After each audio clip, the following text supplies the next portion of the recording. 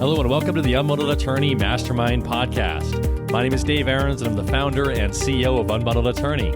In this podcast, we interview our unbundled attorneys as well as the leading experts in the industry to identify the best practices for converting leads into paying clients and how to ethically and profitably deliver unbundled legal services and other affordable options in your practice. To learn more about how our exclusive unbundled leads can help you grow your practice, visit our website at unbundledattorney.com.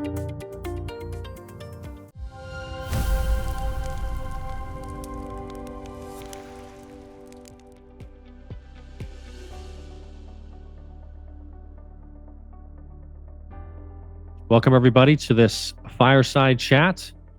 Really thrilled to welcome Mr. Jim Spangler, who is a longtime unbundled attorney, criminal lawyer out of Dallas, Texas. We've had a chance to work really closely with Jim, also hang out with him in person at our most recent Dallas meetup, and thrilled to be having him join us from the fireside chat because he's been having a lot of success with criminal and DUI leads in the Dallas area. And so this fireside chat is going to be titled Maximize Every Consultation, Proven Strategies for Enrolling More Clients, because Jim enrolls a lot of clients. And so we're going to be unpacking how it is that he's able to been doing so well on that front. So Jim, thanks so much for taking the time and really looking forward to diving in. I'm happy to be here. Okay. Well, maybe a good place to start, Jim, is, you have a background in kind of big law, running a law firm. We're working at a much larger law firm, and then you transitioned out of that. And there were kind of a myriad of reasons why you felt like that was a better move from a career standpoint and also personally. And maybe you can just speak to, what that experience was like there and how that's shifted for you now that you're running your own firm in Dallas. Yeah. So the law firm you're referring to, it's actually a unique model. They have a lot of attorneys and they only do criminal defense. And it wasn't a bad place to work. But we had a lot of cases and I wasn't involved in the intake process in any way. And they also had a lot of turnover. And actually in the interim and before that, I was also a public defender. And my last job before starting my firm was at the Dallas County Public Defender's Office, where we also had a lot of clients. And then what shifted now that you've been able to run your own firm? What does that enable you to do that maybe you obviously weren't handling the intake before? So, that's obviously one of the biggest elements is you can speak directly to the clients, you can connect with them at a different level. And so maybe you could speak to how that's been and also just in general, how it's been for you to make that transition. Yeah. Well, one thing that I knew is that I had about 7 years experience being a criminal defense attorney. So I knew my way around the courtroom, but I wanted to sort of do things my own way. Because, a lot of the lawyers I ran into, a lot of the lawyers I knew, they had an approach that was kind of not very client-centered, I would say. And I really wanted to have a firm that really did focus on the client. And I will say, when I first started doing intake, it was nerve-wracking for me. I didn't know how to do it. I didn't know how to ask for money. I didn't know how to close deals. I didn't know what to charge. And it was a slow process. And, now I can do a client call basically in my sleep, which I guess is where most of us get at some point on this. Okay, cool. So I'm looking forward to diving into that client-centered approach and what are the elements that make, like, let's define that, and also what are the kind of successful elements that go into a successful consultation that is typically what is needed in order for that client to feel confident and comfortable with moving forward with retaining services, on that very first call or very soon after. And so we're going to get right into this straight away so that those of you that are here live, can have your pen and paper ready, and we'll just get right into the process here. We're going to take a little bit of a unique approach to this fireside chat in the sense that I'm going to ask a couple questions and just kind of get kind of the an overview of the steps and some of the things that have worked really well for Jim, and then we're going to open it up to Q&A pretty much, right after that, and then I'll go back to asking a few more questions, and then right back to Q&A. So we really want to make sure we're giving all of you that are here live for this fireside chat an opportunity to ask questions as we go, as opposed to Jim and I having an interview, and then at the end you can ask questions. So we're going to make this a lot more fluid, give everybody the opportunity to partake, throughout the call, to the degree that you see fit on any of the topics that we're discussing as we go along. There's a few things that really stand out, I think. First, it's amazing to me how many clients I talk to, and I'm the first lawyer who spent like 10 minutes to hear what was going on in their case. Um, I don't know if it's the same in other fields, but in criminal defense, a common experience that potential clients have is basically that they call. They might not talk to a lawyer at all or be able to. Mm. And even if they do, a lot of times the lawyer is basically like, yes, this type of case costs $6,000. Call me if you want to pay me, more or less. Talk to you Hmm. later. And it's a really common thing for us to hear that we're the first people they talk to who actually listen to their story or listen to what their case was about. And that, I think that more than anything just builds, it builds a connection early on, and the clients trust you a lot more. And I found like you don't need to necessarily sugarcoat anything, but you can be real with the client and just be like, wow, that sounds like a really tough situation. Sorry that happened to you, etc. And then that actually can be a really good segue into the next stage, which is I always try to give like 2 or 3 concrete things that we want to do right away. So Mm. listen, I know your son is in jail right now, or I know you've got this problem. You have to get into your house or whatever. And the first thing we want to do, and we can get started on that right now, is file a motion to get the bond reduced, or file a motion to modify your conditions of bond, or file a motion to modify the no contact order, or whatever that may be. And then I'll say, look, the other part of this process is going to take a long time, but here's 1 or 2 things that I know we want to do right now. And I know Hmm. this judge, and I think that we'll have decent success doing A, B, and C. Or Hmm. sometimes I say, look, we're going to do this right away, but the truth is this judge probably isn't going to lower the bond. But it never hurts to try.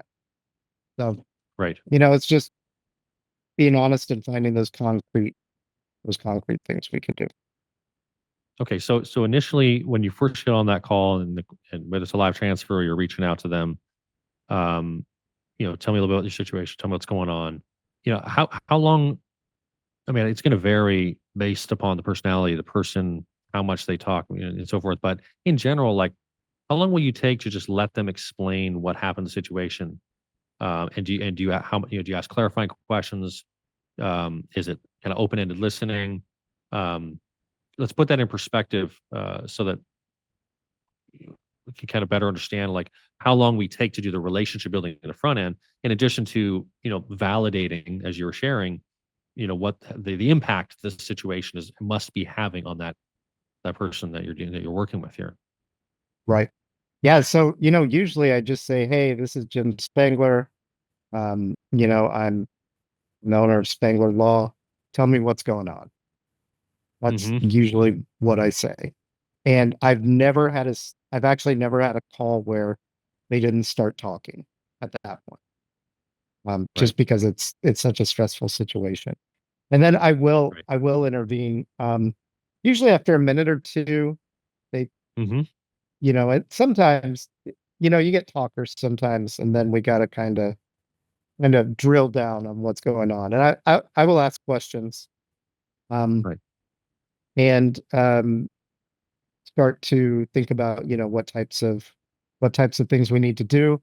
A lot of times they'll bring up like a specific point saying, here's this other thing.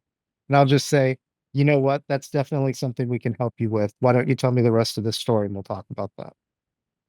As a Mhm. way Right. to acknowledge that they're specific things that we can work with them. Okay. And so you'll listen to them for their first couple minutes or so, start asking clarifying questions, start to kind of really shape and understand what needs to be done and what the facts are and what kind of led to the situation. Um, and then at a certain point, once you have a pretty clear picture, and then also like you said, you've kind of validated the emotional effect that this situation is having on their life and what that must Yeah. be like, in some way. Could you maybe paraphrase to some degree how you might be able to convey that to the client? Because this is a step that a lot of attorneys skip. Yeah, They just want to get right to the money, right? But it's so important. yeah, it's tough. Usually I say something like, um, I'm really sorry that you're going through this. I know this is really stressful. And the good thing is that we can handle a lot of the details to take some of the stress off your shoulders so that you can deal with these other things that you need to deal with. Or sometimes I just say, wow, I'm really sorry that this is happening to you. And let's talk about how we can help. Okay, then that kind of sets up the transition for you to say, okay, so here's, 2 or 3 concrete steps. These are the things that we need to do and so forth to kind Right. of ground what might be a 6 to 12-month process or case, depending on the timelines, depending on the nature, or is it going trial, is it not, into kind of a concise next steps, right? And can you speak to why you have felt that kind of focusing in on the specific next elements or next specific steps that need to be taken in their matter um, has been kind of beneficial in terms of focusing the conversation?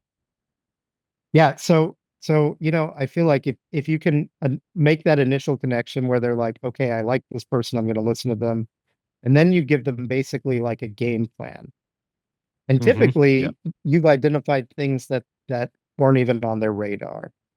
So, a lot of times, for example, with a DUI case, will be like, hey, by the way, the state is going to try to suspend your license, and it's this whole other thing. Like this case is going to take 12 months, but this is something we need to deal with right now because Mhm. you've got 15 days to file a notice, and we can do that today. Um, Right. and even with more complicated cases, just being like, here's what we're going to do. We're going to Hmm. investigate the case, and we're going to work on what we call mitigation, which is just a fancy word for saying we want to show the prosecutor and the judge who you are as a person. Because right now, all they have is a file. I say, look, we want to do both of these things at the same time. We want to figure out what actually happened, investigate the case, and we want to show them that you're a good person who needs, um, who doesn't need to go to prison or Yep. And one of the things that I think is notable, what you just shared here is, here's what we are going to do. Here's the next steps we need to take. And first of all, that would be what we commonly refer to as active voice, right? It's not in the statement of hypothetical. Hypothetical means, well, if you were to hire me, then this is what we would do. That's a hypothetical voice, right? Versus saying, here's what we need to do next. Here's the next steps. The secondary aspect is you're saying, here's what we need to do, right? Meaning like we're a team, and this is the steps that we now need to take to handle this matter. And I can't remember exactly who it was on the fireside chat. We interviewed a few attorneys ago, but the approach that attorney had shared, during that interview was that when they get that request and that lead, right, and it's like, and they say, look, my name's so and so, I'm the umbrella attorney that's been assigned to help you out with this case. Bring me up to see with what's going on. And it's like from the very outset of the call, their mindset is, I'm the person that's been assigned to help you here. And so yeah, here's the steps that we need to take. Here's where we need to go. Here's what we need to file. This is where we need to overcome. Here's what we need to communicate to the judge. This is what's important in this case. And this is the process that we need to take to get this thing worked out. And then from there, it's like we're already a team here, right? We're already working together, right? So now it's just like, how do we then here's the game plan. Let's put this together. Does that make sense? That's sounding good to you? Okay. Any questions about that part? And then, at some point there's going to be a transition. Okay, let's talk about money and let's figure out, a solution that's going to be workable for you financially so that we can go ahead and get started working on this together. Right.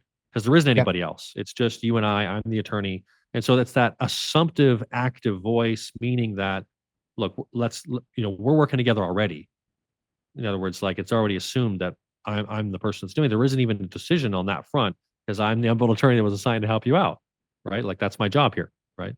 And I thought that was a really powerful frame, right? To think of it in that way. And in essence, that's kind of the way in which you're communicating here is, here's the steps that we need to take, to move forward and get this thing taken care of.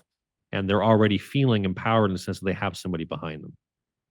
Yeah, I agree Okay, with that. so you can, yeah, so you lay out that game plan and the steps we need to take and what we need to communicate. And obviously, you're speaking to the judge about the judge and your experience with that judge, and which speaks to your experience in the courts. This is something that you know intimately well in a way that that person's not going to know, right? Who the judges are and whether this person they think this way or whatever it might be. So to the degree that you can share some things about your knowledge about this specific matter, the specific court, the specific judge, I'm sure it adds a lot of credibility.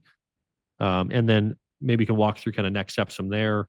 Once you kind of have that game plan and you have a clarity of, what those next steps are and you communicated that with the client, how do you transition from there? So usually after I lay out the game plan, I say something like, so let's talk about payment. We do offer payment plans because it's really important to us to make this affordable for everybody. And so some people are able to pay up front, but most of our clients aren't. And so typically we're looking for about 20% down on our total fee, and then a monthly payment that we can work with you on to make sure you can afford. This case will cost $6,000. So we're usually looking for 1,200 down, and $600 a month or $300 every 2 weeks. Then I usually say something like, and we can work with you on those numbers. I can't move a lot on the 6,000, but some people want to pay a little bit less on the down payment, a little bit more on the monthly payments, or vice versa. And we can figure that out. So let's talk about the business model of 20% down, which is very different than the traditional or most common offering that most criminal attorneys implement, which is pay me all up front or pay me half down and then payments from there, right? Which is whatever amount of money that is, and there isn't a specific amount necessarily that they've discussed, and it's always 50% down. And that's almost every new criminal or WI attorney we work with. So talk about the philosophy of a 20% down and how that has played itself out for you. I would expect most attorneys would be concerned in criminal law, like, well, if I only take this amount down, I'm I once I file an appearance, I'm in it. Like how I'm sure I'm going to get paid, right? I mean that's an understandable concern for attorneys. So maybe you can just kind of walk us through why 20% down and how that has played itself out for you, both in terms of your ability to have clients retain your services, and then also what you found on the back end in terms of collections. Yeah. So I got the 20% from the unbundled training when I first came on. And it works pretty well. And I am a little bit flexible on that number. And I'll tell people sometimes too, like, look, you hired us 2 months before you have to resolve this case. You can't do that type of payment plan or whatever. But it works pretty well. And I tell people in that conversation that those monthly payments only work for me if I have a card on file where I can pull that money every 2 weeks or every week. And I say, look, we'll work with you. A lot of people tell me I get paid every other Friday. Pull my payment then. We can set that up. Just let us know if you ever need to change the date. Give me a call. I've never said no to that. Having that auto pay is pretty good. I think it's impossible to not sometimes get burned. We collect about 70% of what we bill, and that's been consistent for the last 3 years. I'm trying to find ways to bring that up, but I can live with that, and it's sort of built in. And we have been implementing some new systems for automating when people are overdue, which is something I haven't really done yet, and I think that will That will have gains too. But a lot of times people will pay just if they get a text message. Hey, you forgot your bill. Here's the link. 50% of people will make a payment that day. And that's a very essential component of this when you say, you know, the reason we can do the payment plans this way, or however you might share that, you can discuss that, you know, we have a card on file, it's auto drafted, and then, you know, we just do the same amount, you know, weekly, biweekly, or at the same time you're getting paid. That's really essential because you're saying, you know, monthly payments amount being 600 a month, but the frequency of payments weekly, biweekly, Yeah, or whatever it is that they're actually receiving payment, because that's what tends to lead to a much higher processing rate.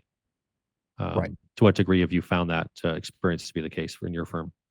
I found that really true. Like I really default to every 2 weeks. Hmm. And, a lot of people tell me, hey, I'm on fixed income. I get paid once a month. Yeah, that's fine. We can pull it on that day. And those people can afford it because a lot of times our payments are 5 or 600. Not everyone on a fixed income can, but yeah, I some clients like weekly. Most of my clients want to pay every 2 weeks. And that because that's probably the most common frequency that they're getting paid from their job, Yes, right? yes, And we can talk about some of the nuances of this model and how to calculate the payment plans. I mean, there is some like very important details and constraints that need to be there. You know, Jim was alluding to one of them, which is the timeline, right? Like, what's the timeline here? We can't have a 6 month payment plan if you have a case that's going to be resolved in a month or 2 months, right? And so we have to be tending to that. So we'll get into some of those details, but I would like to open up for any questions at this point. Like I said, normally we would wait till the end. The way we've done in the past is Q&A at the end, but we're going to explore having Q&A throughout so that each of you can be asking questions along. So any questions so far about the kind of consultation process, the phases, the steps that he's gone through, the payment plans, or anything else in terms of the way he approaches these consultations and arranges payment with the client. And to ask a question, I can actually do them live. So you just have to put either raise your hand. I think there's a feature in Zoom to just like raise your hand, or you can just say, "Hey, I have a question," and then I'll just unmute you and put you in spotlight. And you can ask it live to Jim and I. And whoever's helping out with the chat, maybe just let me know if you see any questions popping in, and we'll. Yes, there is one in the chat, Dave, from Teresa. Sounds like criminal cases don't really lend themselves to unbundling. Are there times when you can unbundle? Yeah, good question. The answer is no. I don't try to do that. In fact, a lot of times the first call, the person is saying, "I need an attorney to help lower the bond," and then I have a conversation that says, "Here's the thing: when we tell the judge we're your attorney, we're your attorney.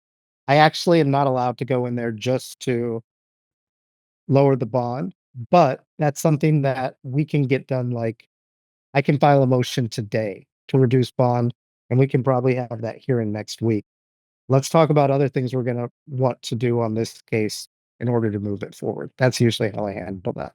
Because you're right, I've thought about it, and there's no way I know to really separate the different parts of that. You're either charged with a crime or you're and this is true across the country for all criminal and DUI lawyers. No one is doing limited scope anything in criminal law. Unbundled services just don't apply to criminal because of the fact that as soon as you enter an appearance, you're basically tied to the record throughout the course of the matter, which is different than family law in the sense that you have the option to file a notice of limited appearance depending on the local jurisdiction, depending whether the judges adhere to that or not, depends on the local jurisdiction. But most states now have a process and forms for filing notice of limited appearance. You also have the option where you can ghostwrite or just draft documents and disclose that you help that client with disclosing, all of which is ethical, all of which is totally doable in family law and very much are common service options that our attorneys will offer, most typically as a drop down, meaning that if the client cannot meet the threshold of full representation, like in the case of Mr. Spangler, his full representation is about $600 a month for most of his cases, maybe a little less. Obviously, that we can talk about the specifics of the plans and how that's calculated. But if somebody can't afford $600 a month in family law, Well, we can't necessarily offer them full representation, but what we can do is we can limit the scope of our involvement in the case to less work, meaning that, I can just draft documents, I can give advice, I can coach, I can do just an appearance, or I can do it one phase at a time with what you have available. And that's where, attorneys will usually start to offer kind of more limited service options so that they're giving that client some help rather than no help at all.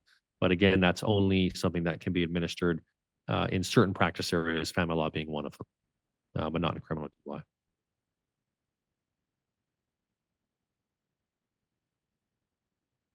Most people would. I think most people, and for the majority of our family attorneys across the country, the majority of the clients are hiring them for full representation, right? But I think it more has to do with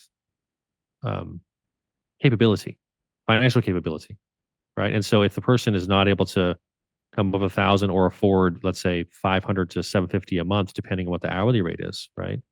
Then the question is, are they going to go this alone, or are they going to have an attorney that can draft their petition, give them advice, help them file that, prepare the petition, do an appearance, maybe advise them through mediation, appear for one hearing. So that's where the client-centered creativity approach comes into play. When you have the financial constraint that doesn't enable them to do full representation on a payment plan, that you have those kind of additional options that could be offered for folks that are constrained in that way. Yeah, I just need to sort of alter my thinking, but I'm sorry, I didn't mean to get you so far off of your deal. Thanks. No, it's totally fine. This is great. I'm really glad you asked this. It's a common question for criminal and DUI, and so it's something to attend to. One of the trainings that we have available, Teresa, that will really help, I think, in terms of starting to think creatively about limited scope options, is if you go into the Training Center in Unbundled Attorney, and then there's a course called Structuring the Unbundled Relationship: Real Case Examples. And one of our most experienced unbundled attorneys in family law, named Clay Wilkinson, we have a kind of course where he walks through, I think, 3 or 4 different actual cases with all the client's information redacted, of course, but he has the actual fee agreements redacted, but then the scenarios, and then how he crafted limited scope arrangements with those clients, and gives you example fee agreements of how he did that and how that shaped itself. So that'd be a really great course to check out. Okay, thanks. Thanks for jumping in, Teresa. All right. Any other questions for Jim at this stage with regard to the enrollment process, how he approaches the consultations, and so forth?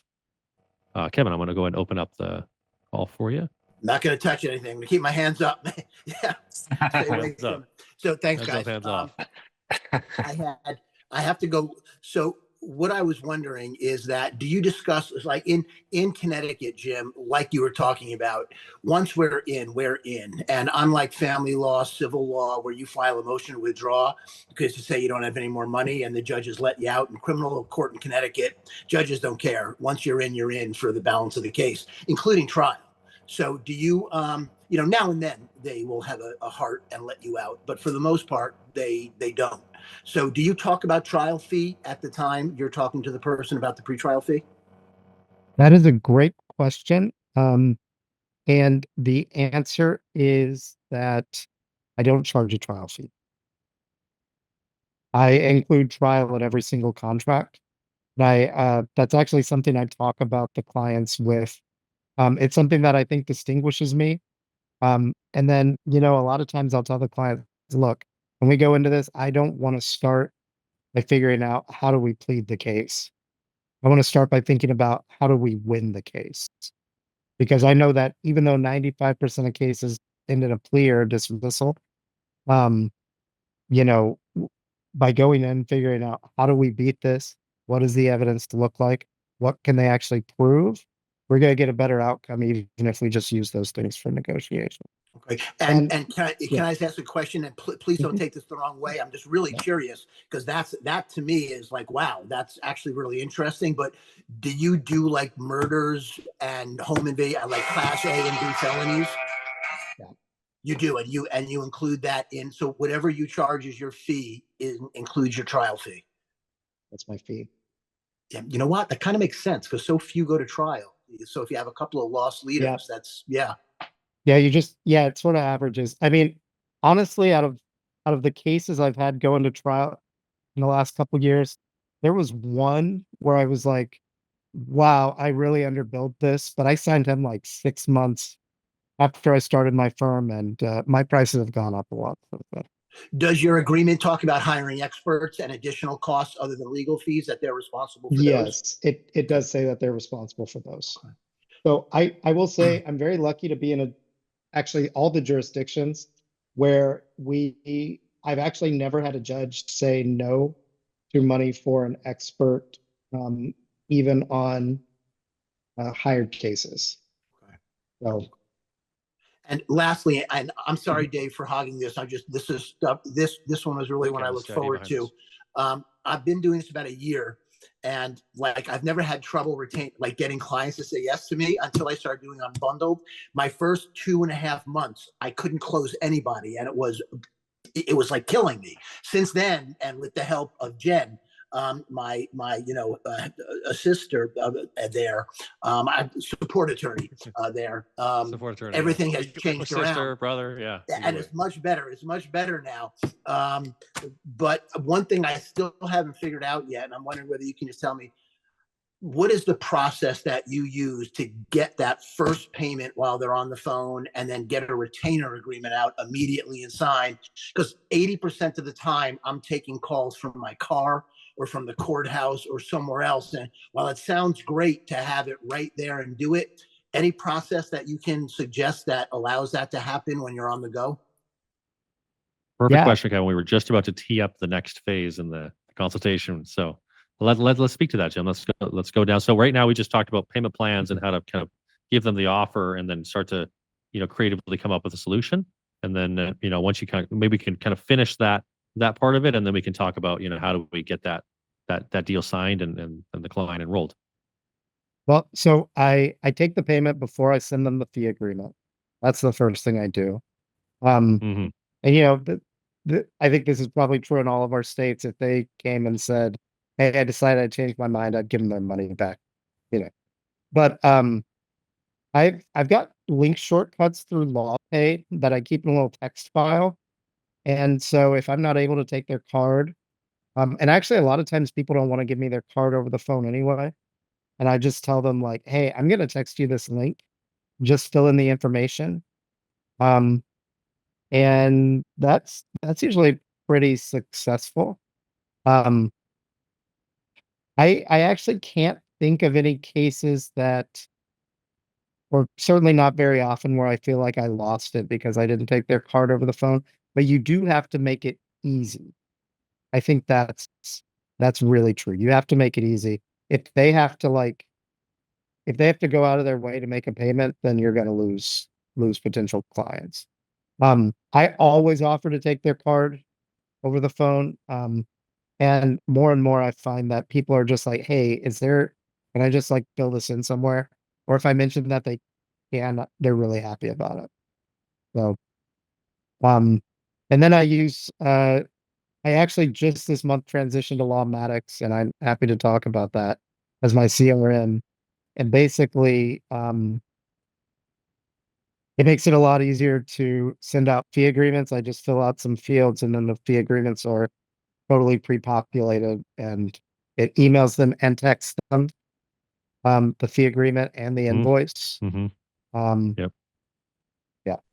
Do you use the recurring payment plan within LawPay, or do you just schedule the payments and then send them a new link for each of your payments? No, yeah, actually what I do is I use my case is my case management system. And once they've made the down payment, I create the invoice in my case and just set up the payment plan with automated payments. And actually, when you use the LawPay link, you can go in and find their card that they use to pay the down payment and just have that set up as the automated payment method. Really good tip to take the payment before you send the fee agreement and then just send it back. Thank you very much. Yeah, the fee agreements it's a holdup. Yeah. Yep. Okay, so let's kind of connect the dots between. Okay, so and you walked through. Okay, so here's kind of the next steps. Let's talk about payment. We offer payment plans. Typically, we ask for about 20% down, and then we come up with a monthly payment plan from there. This case is going to cost X. And typically we're going to ask for a monthly payment of about this. Biweekly, weekly, biweekly, that'd be about that. These numbers are a little bit flexible, or we can move around with that. Don't typically flex on the total cost, but we can kind of work around in a way because the whole idea behind payment plans is to make this affordable as possible, for as many people as possible, right? I think this is the gist of what we captured so far. How do you kind of like talk through some different options with the client, and then once they say, yeah, I can do this, I can do this, I can do this, and then kind of how do we kind of sweep in to then sweep in? How do we then transition to the enrollment from there? Yeah. So when I talk about amounts, especially for the monthly amount, I really like to tell people, this is something I've sort of started doing, that, hey, look, I don't want you to tell me you can pay a monthly amount that you can't, because that's Right. not good for either of us. I'd rather you tell me right now that you can't do 600 a month, and tell me what you can do, than say you can and it doesn't work out, because that's going to suck for everybody. I'll put it exactly like that. But and also a lot of times there's maybe 20% of people where actually the down payment is the hang up. And if they tell me, look, here's the deal, I have $800 a month I can spend. I can't do that 1,400 today, but I can do 800, and I can do 800 every other month. I usually go, okay. So that's just me. Mm-hmm. And then I say, basically when we're done with that conversation, a little bit of negotiating, I say, all right, let's get started. I can take your card right now if you have it. And okay. Yeah. Yeah.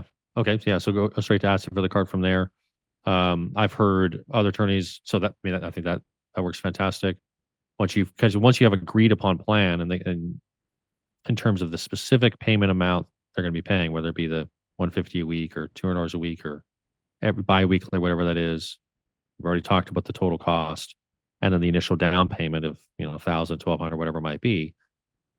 Okay, good. Yeah, that makes sense. Can you make that work? That works for you? Okay, great. All right, then let's go ahead and get started. Did you want to put that on a credit card, debit card, so such and such? That could be a question there. You could also say something like, okay, great. Let me get down your basic information and we can get rolling. What's the exact spelling of your name? What's your address, date of birth, email address? And then, for the initial down payment, do you want to do this? That would be more of like an order sheet enrollment, is what they typically call that, which is like start with name, email, phone number, date of birth, that kind of stuff, and then ask for the card on that. But I think at that point it's just whatever feels more comfortable and more natural. Whether it be like, great, we got a place to start. Let's get started. How do you want to pay for the initial deposit? That's smooth and seamless too, right? And that's something that everyone I think needs to just fine tune and get really comfortable with, however they're going to do that. Because that's, you can have a fantastic conversation, all the way up to that point, have a very clear plan and so forth. But if we don't then take the step to get the payment information, or we send a fee agreement, okay, well, we'll have someone send you a fee agreement. My team will send you a fee agreement this afternoon, this evening, tomorrow, or it's amazing to me how often that happens. You'd be surprised, but where we're just not processing that payment in real time. These are criminal clients. But this is true, I think, for all practitioners, quite frankly. But especially criminal law, criminal DUI. Doing anything by email is the kiss of death in criminal defense. It's text messages. If you want them to open a link, you have to send it by text. Right. And do you have do you have a personal cell, or like a business cell, or do you have a Google Voice, or how do you? Yeah, we've got a business system for our office where we can send messages, and we can also do it straight out of our CRM. We can send text messages through the interface. Right. Perfect. One way or another, you want to have the ability to send text messages nowadays. The open rate of a text message is 98, 99%. The open rate of an email is closer to 20%, 30%. Okay. So, especially when it comes to making payment, text is key, as it is in terms of getting folks on the phone as well, which we haven't spoken about yet. Okay, cool. So, I mean, at that point, collect payments, send out fee agreement.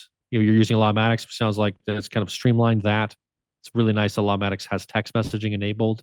I think Clio Grow still doesn't have that as much as they should. But it's a very powerful platform with automation. So that kind of helps to streamline getting that fee agreement out the door with, a few keystrokes, few entries and so forth. Anything else just in terms of that first day, that initial enrollment, securing that fee agreement, and kind of like next steps from there that you found have been helpful to kind of, solidify the relationship and get the ball rolling for that client right away? What's that first period look like? So usually in Texas, and this is sometimes different in other jurisdictions, sometimes it can be months before a case is going to get filed. Felonies have to be indicted by a grand jury, and even misdemeanors, a lot of times they take months. So sometimes we don't have a lot to do. I do send them a welcome letter in the mail, a welcome packet. And the other thing I really do is if that's the case, I tell them, hey, you know what? We talked about this. It's going to be a few months, but I'm here. Give me a call or send me a text message whenever you want, and we'll take care of whatever you need. And also, I tell them I'm checking their case every week to make sure there's no updates. Otherwise, if it is more quickly moving, we have something to do. So I end the call by telling them, all right, and so we're going to file that bond motion today. We're trying to get that heard next week, and we're going to go ahead and file our letter of representation so the court has us on file. I want to take a couple steps back just in terms of some of the specifics I wanted to make sure we hit around the 20% and the payment structure and how to think about timeline in terms of, what determines obviously the deposit of 25% down, what might be some constraints to be mindful of around the 20% down? For example, whether they're employed or not would be one of them, right? Whether they have a way to attach. And then secondly would be timeline, which then would have an effect on the payment amount, given that typically attorneys are trying to have their payments paid before or well before the case is set to likely to be resolved. Can you talk through kind of how that? Maybe give you a couple examples of on a 5,000 to be 1,000, and then the payment plan we do this way because we know these kind of cases take this long, or how do you think about the structuring of the payment plans in that regard? Yeah, so I mean, really, our goal is to get it paid off when we would be at the timeline when we would be at a place to plea a case. Then sometimes obviously it goes longer than that. We get calls from people who are set for trial next month or in 2 months, or sometimes they talked to us 4 months ago and their case wasn't filed yet, and I was able to take 800 down. And I'm just like, hey, we can't do that anymore because this county is going to give us 3 settings before we plead or set for trial. So, we got to do third. And with DUIs in particular, they take a long time to file in Texas because the blood testing labs run by the state are way backed up. And so, honestly, I don't even do 20% down on those. I usually just ask for 250 every 2 weeks or 500 a month. And I'll start with the down payment because if they're not paying us, we won't even be on the case anymore. We don't have to worry about motion to withdraw or anything like that because the case hadn't even been filed. DUI people also, they very rarely miss their payments on average, I would say. Yeah, it's kind of like the working man's crime in a way, right? Yeah. So to be clear, so what would be a typical flat fee on a first-time DUI, and then we're talking like $250 to start. Yeah. So what's a flat fee? So, what does it look like? So usually I'm asking for 4,500 on a DUI. And I'm just asking for the first payment, set it up on auto pay. Actually, usually I do ask for 500 down, but I'm willing to take the 250 if we're doing biweekly. One can see how we've always referred to this as the compelling offer, right? How do you differentiate on the on the access point and differentiate your firm in terms of pricing without differentiating on the total cost. Right. Yes. And the recurring billing payments is a huge component of that. But you want to talk about, they talked to a couple of attorneys and they all said, let's say 4,500 or even 5,000 or even 3,500, but they all wanted $1,500 to $2,500 to start or more. And they're like, okay, and we call around and you say 4,500 and you can start for $500. Yeah. Yeah. And for a lot And of usually, folks, they, even before But- you give them the price, if you've done it right, they're already saying, I want to hire this person. mm-hmm. And then the 500 down is just, you're like, wow, that's ideal. And it does happen. To give a little bit of background on this, we always beta test any new practice area that we launch. And we first deployed criminal and DUI leads under a beta.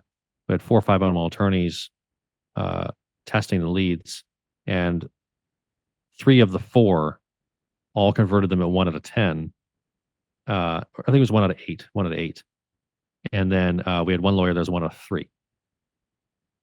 And that was Aaron Harshman, who's been on the podcast as well, and still worked with us for a very long time. And we said, what are you doing here? And he said, well, I do 20% down, and then depending on what the balance is, let's say it's $5,000, $1,000, the balance is $4K. I look at the timeline, and if I know this case is going to be pled out probably within 6 months, then I go 4,000 divided by 6. Okay, that's like $800 or so, divided by 2, 400. Okay, $400 every couple of weeks from there. And then he uses the recurring billing payments. And the fact that it differentiates based on the upfront cost, not necessarily the price, but it makes it a lot more affordable for people to move forward and say yes. And second of all, it relies less on what people have in their bank account right now. And Right. that's a huge constraint of average working folks. We just had a webinar with my case, and we prepared the statistics for that. And when we look at like the access to justice gap, 75% of people, going unrepresented or having to go to a private, go to the public system, public defender system, half of that populace is middle income America, and middle income America is established at 45 to 50,000 a year, up to 150,000 or more. Right, it's middle income America. That's over half of the people that are going unrepresented. Right, that's people making 5,000 a month, 4 to 5,000 a month, up to 10 or 15,000 a month. These are the people that are going represented. Who do we know that makes that kind of money? Well, that's like everybody, right? Other than those that are making really good money, really, really good money. And the average liquid cash for that populace is somewhere between 1 to 4,000, right? And so if they're in that 1,000 range, which most people are, they can't afford the 50% down. And so that can be the difference between them going to the public defender and having private counsel. And that obviously can make a huge difference in terms of outcomes for their matter, as we all know. Not because of, we don't have to speak to that much further, but makes a big difference.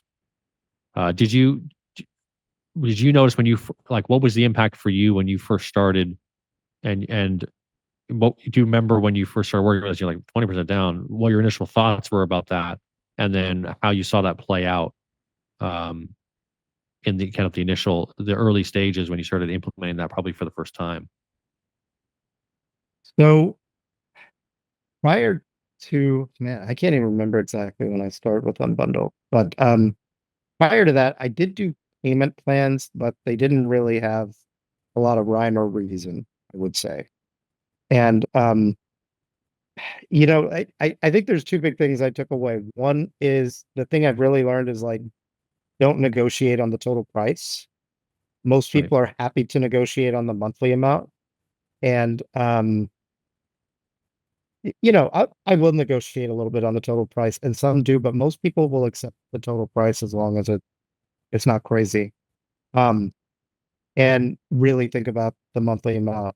Also, 20% is a nice round number that I think people, they just kind of like it because it seems reasonable. And so whether or not they can do it, very few people, everyone is like, that's very reasonable. That's what they think. Right. And so I think that's really helpful.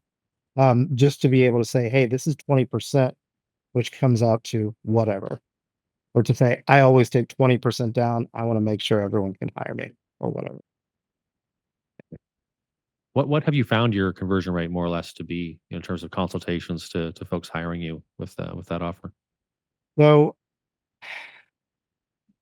for cases and for people that we actually end up getting on the phone, we have about a 35 to 40% conversion rate.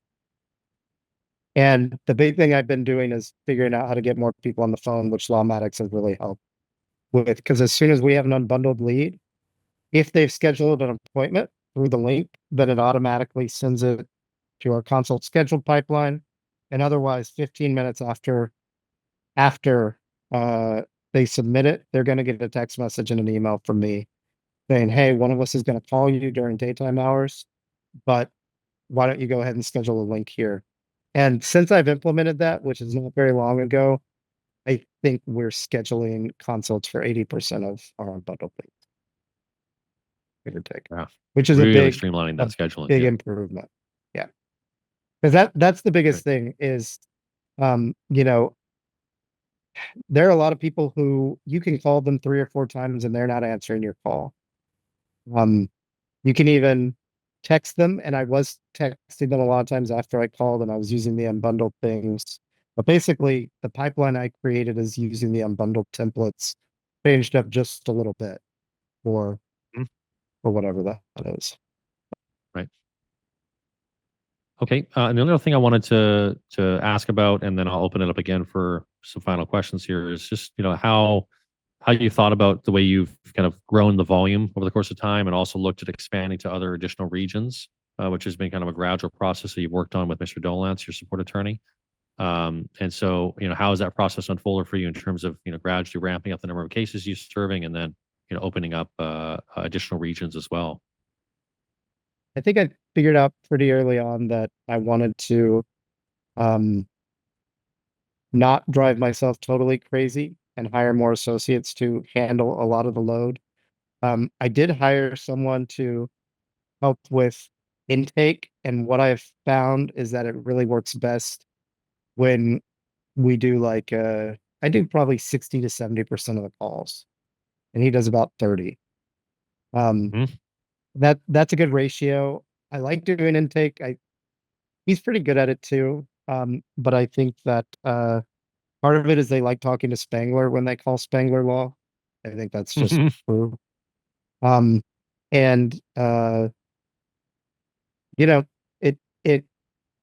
it does work out pretty well though. And since we started keeping track of conversion rates as to who we actually talk to, he's also right there in that 35 to 40% conversion of people we talk to. So, is he one of your attorneys? Yes, he's one of my attorneys. He also takes cases. We're in 5 counties now. I handle 1 county. It's the smallest and the toughest. And other than that, I usually don't put myself as the lead attorney on other cases.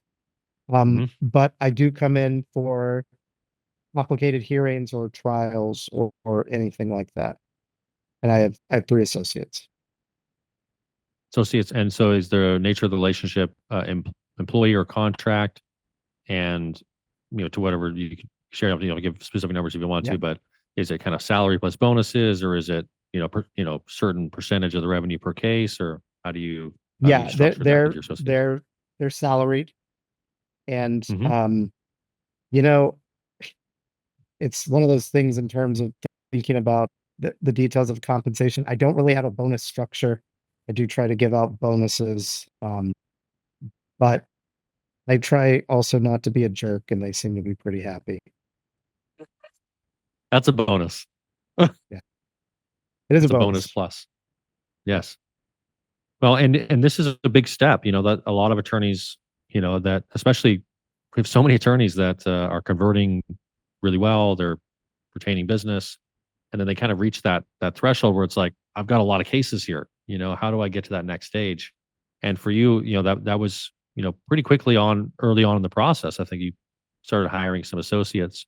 And what would you say? What might you say to attorneys that maybe are solo or haven't really made, are doing criminal or whatever practice area it is, that haven't necessarily made the jump towards bringing on more help? How did that impact you in your practice, and um, how has that benefited you, or how has that impacted your ability to grow and achieve some of your higher level goals for the firm? Well, I mean, I think the biggest thing is it just makes your day-to-day life so much better. If for no other reason, then I think any attorney who works in multiple counties as a solo knows what it's like to have to be in two counties at the same time. And it sucks. Yes. It sucks a lot, and it's something you're always dealing with. And just being able to be like, even though we're all busy, hey, I need you to cover this part today. They say, hey, I have those cases in Dallas. Cool, I'll cover those, whatever. Um, that that's really that's just a really valuable thing for quality of life, if for no other reason.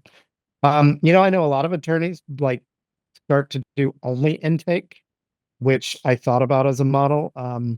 For me personally, I think there's nothing wrong with it actually. I like being in court, and I want to get a little bit of action, but I don't have to be there all the time. So by having one county and also fitting all of our trials that go or big stuff that uh, keeps me in the courtroom, but not all the time. So for example, this week I only had to be in court Tuesday morning, and the rest of the week I'm in my office. And I'm trying to hit like 2 or 3 morning and afternoon sessions max a week in court. Can you speak to where you were at, in whatever way you would be open to sharing, where you're at when you were kind of doing it all yourself financially? And it doesn't have a specific number, you can give a range or whatever. And then what bringing on the associates has now enabled you to grow, or how has it been able to expand your revenue and overall your income by getting onboarding and making the investment of hiring those individuals to service those cases? Obviously, and now you're only in court one day a week, but servicing a way more volume of cases. What has been the difference for you? Because a lot of attorneys, they kind of like get stuck at a certain number because they only have so much time, so many cases they can do, right? And then there's that kind of that next big step up. So what was that difference for you? I realized at some point that actually, to support 3 associates and a paralegal, we need to sign, depending on the amount, about a case a day. And so, gosh, I don't even know how to answer that exactly. It had its ups and downs. Um, I was lucky to have a financial situation where I was sharing office space and resources with another firm for a couple of years, and that really helped in terms of finances. I'm not going to lie, if I started out on my own solo, I don't know that I would have been able to grow at the same rate. But it is definitely, if you can make it happen, as long as you stay on top of it, it can definitely be worth it. What I really find is that sometimes I sort of take my foot off the gas because I get tired or something. And then I look back and I'm like, oh man, we had a really crappy first half of whatever month. What happened? And then I'm like, oh, I was not paying attention. And then I get back into it and things start to go back up. Yeah. Our revenues, honestly, in the last year, they've tripled. Yeah, I think that's a good way to say, is like you went probably like a 2 or 3x, and for your case, it was a 3x from when you were, basically doing it all yourself to now you have a team and you're doing more of like a 1 day a week. So, and quite frankly, like that has been the case for most of our attorneys that have taken the leap. You do have to have a diligent hiring process. Just hire the first first lawyer you talk to. That's, I think, a common oversight mistake.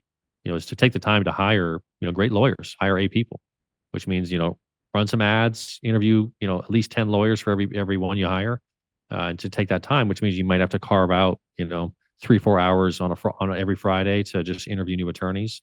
And that also means you need to advertise for the position and get, applications across the desk and expand your network in that way to meet more lawyers. But pretty much in every case, when they've done the diligence of hiring, almost always are like, man, I wish I'd done this so much earlier. Whether it be a paralegal or contractor or associates, because when you do find great people, A players, it's not just like, 1 + 1 = 2. It's like 1 + 1 = 5. It's like because they're also, capable and have skills and knowledge and you have kind of all of their minds to contribute to the growth and development of the whole firm, right? Not just handling cases. Totally. Okay, cool. And I definitely reached the point where I was like, I need people to start like last month. And yes, it's tough. Yeah, that's almost invariably what occurs. You're like, I'm drowning. I now need to hire. And, a part of our role as support attorneys, our support attorneys role is to try to get to you earlier.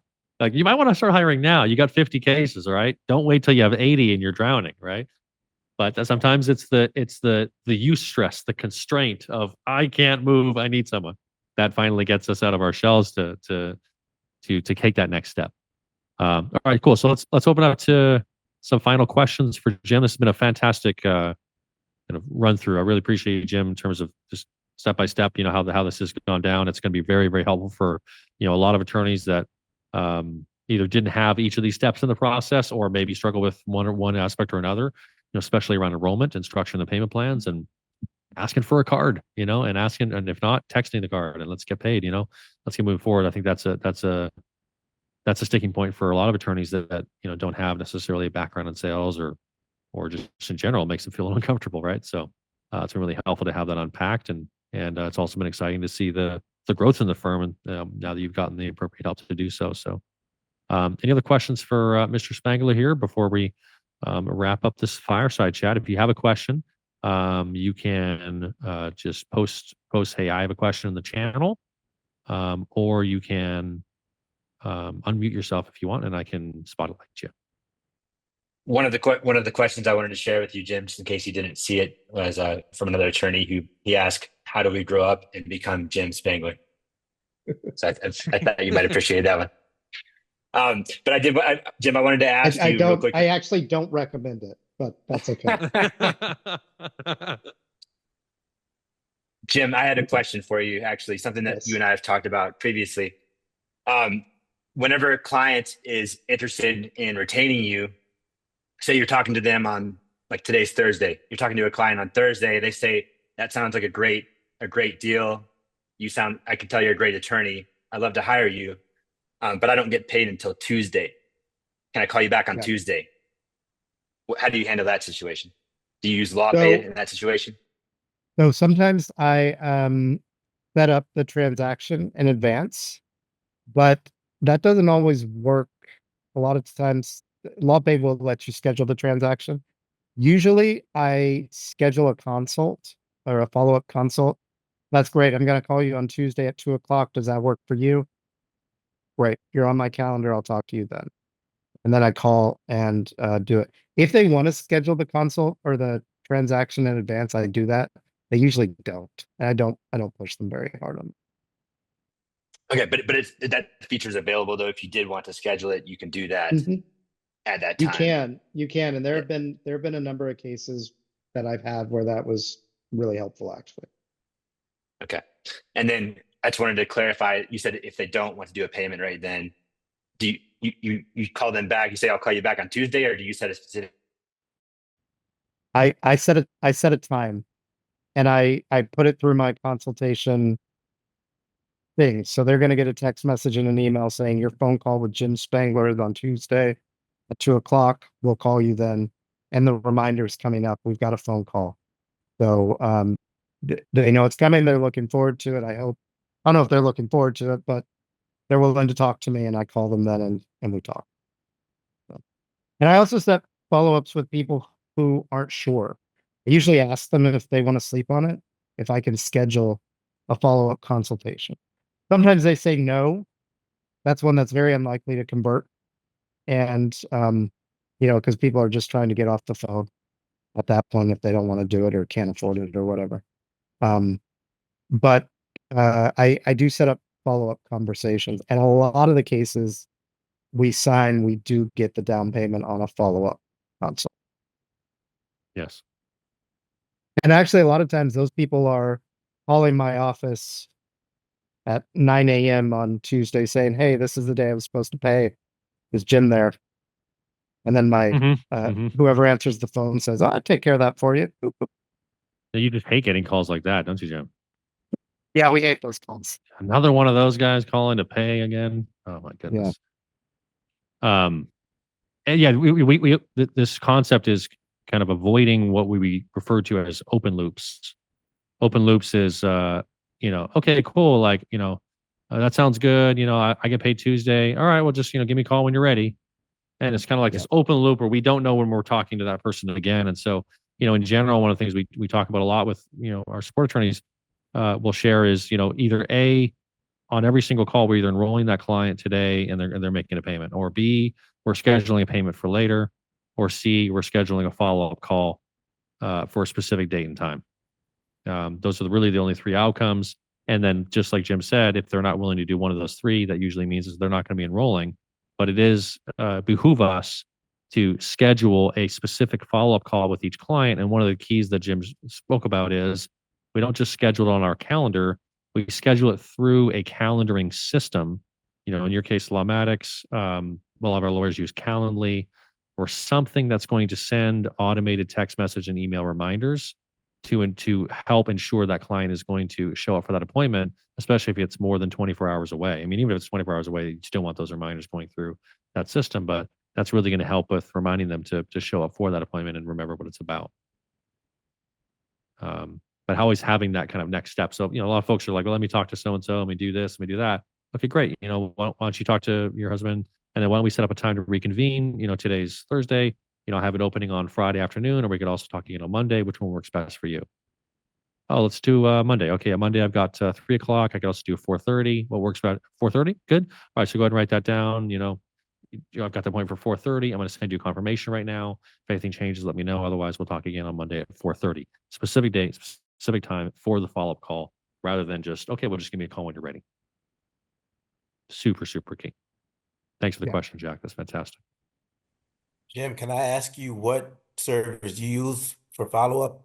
Is that Lawmatics, Calendarly, or something else? So, yes, I do use Lawmatics, and though I do have a pipeline for people who don't schedule a follow-up consult. I haven't been doing it long enough to know if it's worthwhile, where they will get regular follow-up text messages and emails and stuff.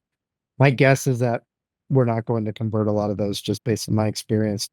But until I switched to Lawmatics, which was like in the last month, I was using Calendly. And I still have my Calendly link for Unbundled, because when they open the page, they have the option to schedule. And I love it when they schedule a consult. It is the conversion rate probably triples if they've scheduled the consult. I don't think it's anything magic about them clicking the button. I think it's more about the type of client, but just the fact that they have that option is really helpful. Thank you. That was helpful. Thanks, Carl.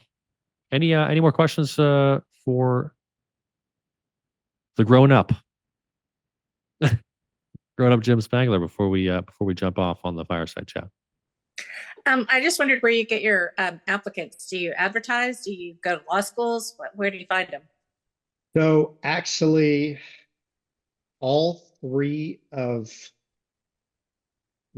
of the three people who I hired were people that I had known for a long time.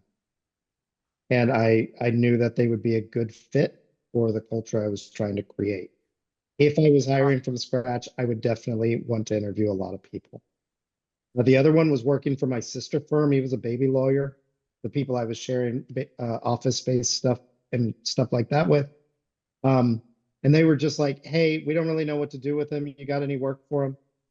And I was like, yeah. And we just sort of did a trial, and he turned out to be a fantastic criminal defense lawyer. That was luck, but going forward, I would definitely, I think if I do hire any more associates, it will probably be through a more traditional route. I've been very lucky, but I recognize that.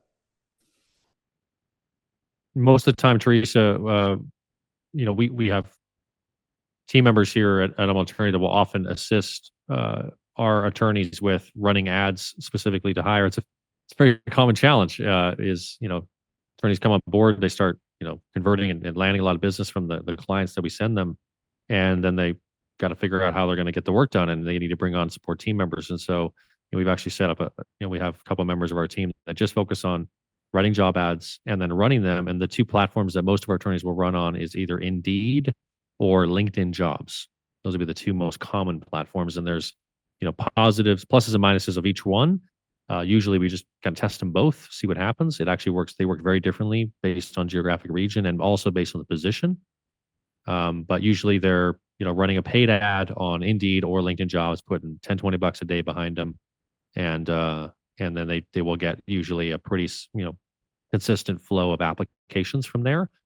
Then it's reviewing applications, scheduling in the people that seem like they're qualified for interviews, interviewing them once, and then those that seem like they're good fits, setting up a secondary interview, and then making some decisions from there. So, but those are the two platforms that we find to be most effective at finding quality candidates for these positions. I got overwhelmed on Indeed, and nobody was really qualified. They were just sending out ads. I mean, they were just sending out responses that I had to pay for. I didn't try LinkedIn though. That's an idea. Thanks. LinkedIn Jobs has worked pretty well for a lot of attorneys. One more question in the chat from Zach. No, just hearing that usually you lock follow up if you can. You basically know you're probably not converting that one. We kind of try to aim for that as well. Don't really try and give the client the option for a follow up or not. It's like, hey, do you want to think about this and let's get a follow up tomorrow, in 2 days, whatever. Let's say they ghost you that day, they don't pick up the phone. What's your process after that? Do you do like an aggressive follow up? Usually do try and do post consultation, like we have a pipeline for that, like every 48 hours try to give them a call, text message them, like what's been working best for you, like do that, or just let them and maybe text them a couple weeks later? We do that. Usually they're going to get, in the next 3 or 4 days, 1 to 2 calls from our office, and I think we have 4 scheduled, and they go out together, text message and email events.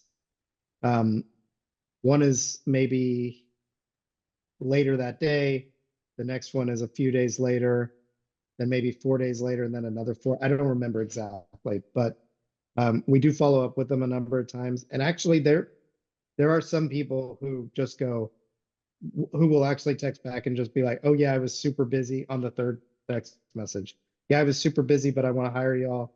How do I make my payment? That happens. Yeah. Got it. Thank you. Yep.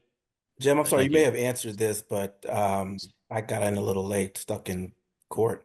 What are your thoughts on consults? Right now, I feel like I'm the magic to it, but I am getting to a point where I'm gonna have to maybe allow someone else to kind of do it. So I just wanted to hear your thoughts on that.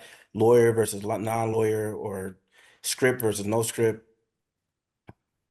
So I think doing a consultation with a non-lawyer is a big mistake, because you miss the whole option to create a game plan in your initial consult, where you're like, you and I know what we're gonna do now. I just need that down payment to get started. And the non-lawyer can't do it. It's practice. If it's not practicing law without a license, it's very close to it, and they don't know how to do it anyway. When I was bringing on someone else to do intake, Jack Dolance told me that is tricky and I should be careful. And he was correct. It is tricky, especially if you're trying to hand over everything. So I like being involved in intake, probably 50-60%.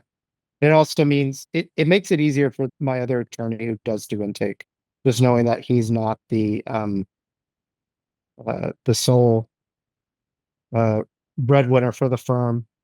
in that regard. And actually, since we've transitioned to me doing about 60% instead of more like 20%, his conversion rates have gone up. Yeah. And I am not doing all of it, which is exhausting if you get as many calls as we do. Makes sense. Thank you. You're welcome. Yeah, one of the things that I think could be really helpful, Carl, and is sometimes overlooked is, you have a skill set that you've honed, right? And, you've worked with your support attorney. You've also kind of dialed in this business model. An attorney that you would be hiring to handle some cases and also doing intake doesn't have that experience, doesn't know the business model very well.